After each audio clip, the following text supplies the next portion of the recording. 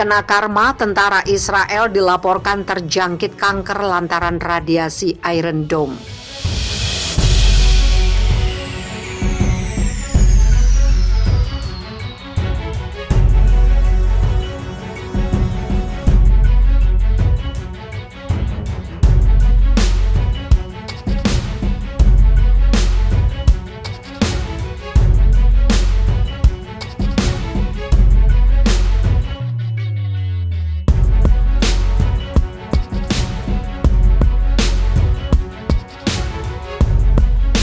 Hubungan Israel dan Iran sampai saat ini masih memanas setelah sebelumnya pesawat tempur Israel membombardir jalur Gaza lewat serangan udara. Kini Israel dikabarkan kena karma.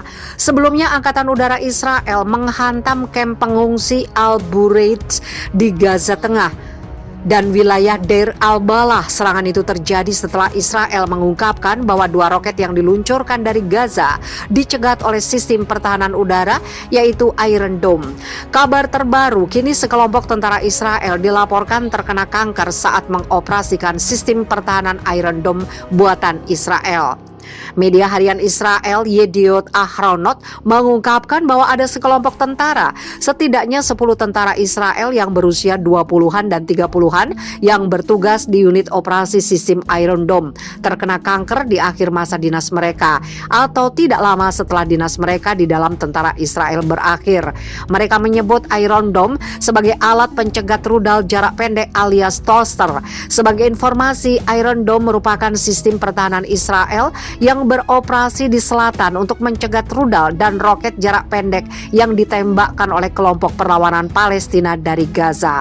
Menurut laporan media Middle East Eye, seorang pria berusia 31 tahun yang bernama Haimovic telah bekerja di Iron Dome setelah hampir 2 tahun bertugas di Angkatan Udara, dan tepat pada usianya yang ke-22 ia menemui dokter dan diklaim telah mengidap tumor.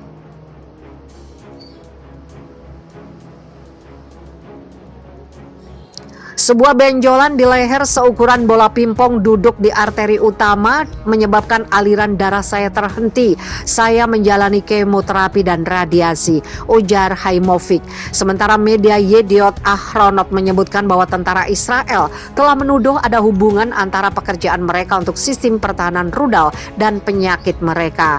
Beberapa tentara dikabarkan telah mengajukan tuntutan hukum terhadap Kementerian Pertahanan Militer. Kendati demikian, militer Israel membantah ada hubungan antara layanan mereka Iron Dome dan tertular kanker. Sebagaimana pikiranrakyat.com kutip dari Anadolu Agency, mantan prajurit-prajurit Israel itu mengatakan unit radar Iron Dome melepaskan radiasi dan panas yang menyebabkan mereka mengidap kanker. Media itu juga menambahkan bahwa mereka akan menerbitkan artikel tentang 10 tentara yang menderita kanker saat bertugas. Media harian itu lantas menyebut salah satu tentara yang bernama Ran mengatakan bahwa 1 tahun setelah dibebaskan dari dinas militer, dia diagnosis menderita kanker tulang. Yediot Ahronot menyoroti tentara Israel bersikeras bahwa data dan penelitiannya tentang penyakit tersebut menunjukkan bahwa kasus tersebut tidak luar biasa.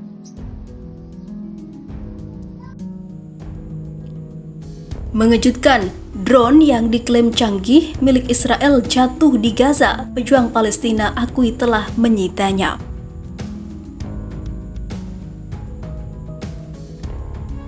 Drone milik militer Israel telah jatuh di sebelah utara Gaza pada sebuah operasi rutin di area tersebut. Jatuhnya drone milik negara Zionis tersebut terjadi pada Rabu 28 April 2021 waktu setempat. Pesawat tak berawak itu pun dilaporkan telah disita oleh pejuang Palestina.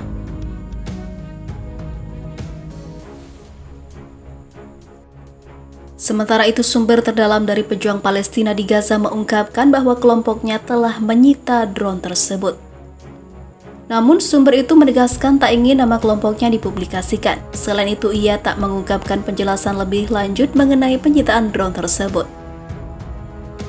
Seperti diketahui, ketegangan di Gaza telah meningkat sejak Jumat 23 April 2021 ketika pejuang Palestina menembakkan roket dari Gaza ke area Israel. Serangan tersebut dibalas oleh Israel dengan serangan udara yang menargetkan sejumlah lokasi.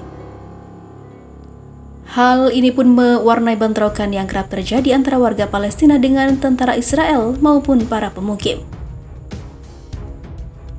Sementara itu, ketakutan Israel mulai terlihat sebab Perdana Menteri Israel Benjamin Netanyahu dan Menteri Pertahanan Israel Benny Gantz mengancam akan menyerang Gaza jika roket terus saja ditembakkan, seperti yang dikabarkan baru-baru ini. Di sisi lain, Turki bersumpah bangun kekuatan Islam melawan Israel. Pemerintah Turki bersumpah akan memobilisasi kekuatan dari negara-negara Islam untuk melawan langkah Israel yang akan menganeksasi atau mencaplok beberapa wilayah tepi barat Palestina. Hal itu disampaikan Menteri Urusan Agama Turki Ali Erbas. Perjuangan kita akan berlanjut sampai Yerusalem benar-benar bebas, katanya. Erbas mengatakan bahwa Yerusalem adalah nilai universal. Peradaban Islam memiliki ingatan akan pengetahuan dan nilai-nilai sejarah dan bahwa tidak pernah mungkin bagi Muslim untuk menyerah atas kota yang diberkahi, ujarnya. Hal yang sama juga dikatakan Menteri Luar Negeri Turki Mevlut Cavusoglu bahwa pada pertemuan Komite Eksekutif, Turki meletakkan dukungan penuh di belakang Palestina dalam melawan aneksasi Israel terhadap wilayah tepi barat. Umat komunitas Islam tidak akan pernah menyerah untuk negara Palestina yang berdaulat dengan Quds Al-Sharif sebagai ibu kotanya. Katanya, Quds Al-Sharif adalah nama lain untuk kota Yerusalem. Erbas yang juga seorang profesor menunjukkan bagaimana pemerintah Turki berusaha mengadopsi perjuangan Palestina dan menjadikan Yerusalem sebagai alasan menyatukan umat Islam Timur Tengah untuk melawan Israel. Komentar Erbas adalah bagian dari retorika anti-Israel dengan menggunakan narasi agama. Retorika yang meningkat juga mulai menyarankan untuk mengubah Hagia Sophia, museum kuno sebelumnya gereja di Istanbul, menjadi masjid. Pemerintah Turki sekuler pernah menghindari narasi keagamaan dalam urusan politik, tetapi para pemimpin negara itu saat ini melihat tujuan mereka sebagai langkah yang semakin religius. Turki pernah bertemu dengan Iran dan Malaysia serta negara-negara lain untuk membahas mata uang Islam dan stasiun televisi Islam selama setahun terakhir. Komentar oleh pejabat agama utama Turki adalah indikasi bagaimana Turki ingin menentang rencana Israel untuk aneksasi beberapa wilayah tepi barat. Mereka yang menduduki Yerusalem menemukan keberanian karena mereka melihat masyarakat Islam sebagai pihak yang tercerai-berai dan juga lemah, katanya. Menteri Luar Negeri Turki Mevlut Cavusoglu mengatakan bahwa rencana aneksasi oleh Israel menghancurkan semua harapan perdamaian abadi di Timur Tengah. Diplomat Ankara tersebut kerap menolak menyebut nama Israel dalam pertemuan Komite Eksekutif Kerjasama Islam. Jika kekuatan pendudukan melewati garis merah, kami, negara-negara Muslim harus menunjukkan bahwa ini akan memiliki konsekuensi, ujarnya.